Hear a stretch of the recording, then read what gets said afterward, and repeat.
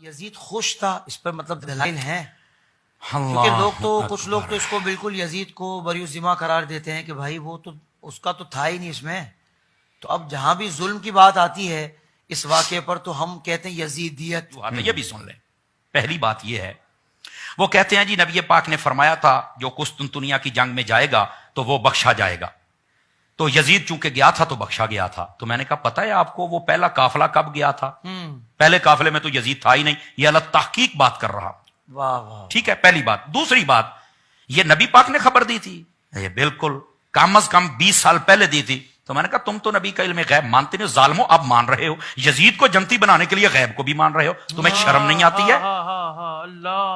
یہ دوسری بات. اللہ سمجھ آ رہی نا جی؟ اور تیسری بات ہے، یزید اس قافلے میں نہیں گیا تھا، وہ تو بعد میں بیٹھ کر وہاں شرابیں پیتا تھا اور بیٹھ کے جناب وہ اشعار پڑھتا تھا کہ میں بڑا خوش ہوں. وہ سارا کچھ موجود ہے کتب کے اندر. یہ تم کیوں نہیں پڑھتے ہو یار؟ تم صرف حدیث قسطنطنیہ کو دیکھ کر جناب اس کو جنت میں ڈالنا چاہتے ہو. اور ظالمو اس کو جنت میں ڈالتے ڈالتے تم خود بھی اس کے ساتھ جنت میں جاؤ گے. خدا کا خوف کرو. جی. ایک وجہ یہ ہے، اور اس کا پس منظر وہ بھی میں نے چند لفظوں میں عرض کر دیا. دوسری وجہ یہ ہے، جو اس کو بچانا چاہتے ہیں وہ پتا کیا کہتے ہیں، یزید تو وہاں تھا نہیں، اس کا کیا قصور ہے، وہ تو اپنی جگہ پہ. کمال والی بات. اگر وہ وہاں تھا، مان لیا ابن زیاد ابن سعد ان سب نے کام کر دیا، امام حسین شہید ہو گئے، تو چاہیے یہ تھا نا ان سب کو پکڑ کے قتل کروا دیتا کہ جب میں نے کہا نہیں تھا تم نے یہ کیوں کیا. جی بالکل ٹھیک. تو یہ دلیل نہیں، کیا اس کی رضا پر یہ دلیل ہے، اس نے کچھ نہیں کیا. دوسری بات، جہاں امام حسین مدینہ میں تھے تو وہاں کا گورنر بدل دیا، مکہ میں گئے وہاں کا بدل دیا، کربلا میں گئے وہاں پر کبھی ہور، کبھی ابن زیاد، کبھی عمر ابن سعد، کبھی شمر ذل جوشن، یہ کیوں بدلے؟ جی اس کا مطلب ہے وہ امام کا دشمن تھا. لوگ کہتے ہیں دلائل کوئی نہیں. کیوں نہیں تمہارے پاس دلائل یار؟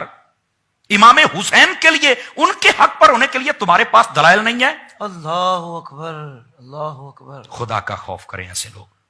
شرم سے ڈوب کے مر جانا چاہیے جن کو حسین نظر نہیں آتا ہے.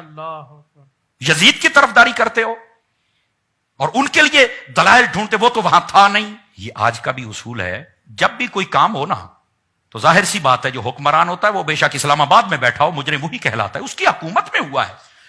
اس کو چاہیے تھا بعد میں پکڑ کر ان کو پکڑتا، سزائیں قرار واقعی سزا دیتا، نہیں دی ہے. تو یہ دلیل ہے اس کی رضا پر. اور تیسری بات، لوگ کہتے ہیں کہ اس پر کیا دلیل ہے؟ جی اور بھائی وہ کمینے کا غصہ تو ابھی ٹھنڈا نہیں ہو رہا تھا، جی اسی لیے تو اس نے مدینے پر حملہ کروایا. اللہ. یہ تو شہادت حسین کے بعد ہوا ہے نا. یہ تمہیں نظر نہیں آتا؟ یزید کے طرفداروں، مکے پر حملہ کروایا، منجنیکوں کے ذریعے پتھر پھینکوائے گئے، آگ لگ گئی خانہ کعبہ کے اندر. مدینہ شریف کی کتنی 3 دن کے لیے نمازیں نہیں ہوئی، یہ تمہیں نظر نہیں آیا؟ اور باتیں کرتے ہیں کہ اس پر دلیل کیا ہے. اندھے ہو گئے. جیسے ان لوگوں کے حلالی ہونے پر دلیل کوئی نہیں ہے نا، ویسے یہ سمجھتے ہیں کہ شہید ادھر بھی دلیل کوئی نہیں ہے. خدا کا خوف کرو. بالکل ٹھیک کہا آپ نے.